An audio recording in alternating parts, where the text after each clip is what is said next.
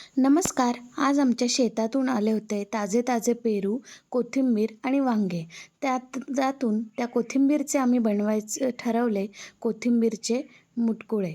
आता हे मुटकुळे बनवण्यासाठी आपल्याला लागणारे साहित्य आहे बाजरीचे पीठ, तांदळाचे पीठ, चणा डाळीचे पीठ, थोडंसं कणिक, हळद, 2 चमचे तीळ, 1 चमचे जिरं, 1 चमचे धना पावडर, अर्धा चमचा हिंग, 2 चमचे लाल तिखट.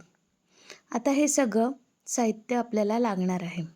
आता ही जी आणलेली कोथिंबीर आहे ही सगळ्यात पहिले आम्ही निवडून आणि नीट करून घेतलेली आहे. त्यानंतर ही कोथिंबीर बारीक चिरायची आहे. ही कोथिंबीर बारीक चिरल्यानंतर तिला स्वच्छ धुवून आणि त्यातली माती बाजूला केली आहे.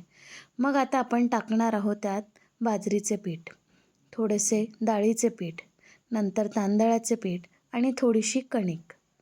आता यात आपण घालणार आहोत तीळ, त्यानंतर जिरे, नंतर आपण टाकणार आहोत थोडेसे धना पावडर, नंतर आहे आपल्याकडे हळद, हिंग. हे दोघं टाकल्यानंतर आपण टाकणार आहोत लाल तिखट आणि हे सगळे टाकल्यानंतर चवीपुरते मीठ. आता हे सगळं आपल्याला एकत्र करून त्याचा एक गोळा बनवून घ्यायचा आहे. या गोळ्याचे छोटे छोटे तुकडे घेऊन असे लांब लांब आपल्याला मुटकुळे बनवून घ्यायचे आहे. सगळे मुटकुळे बनवून झाल्यानंतर आपल्याला एक कढई गॅसवर ठेवायची आहे.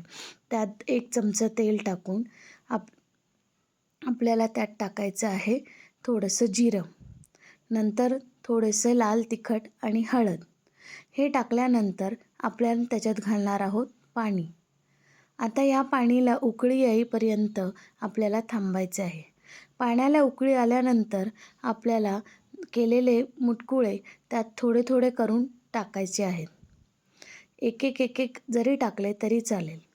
हे मुटकुळे टाकल्यानंतर त्यांना तसेच शिजू द्यायचे आहे, हे चाळायचे नाही आहे.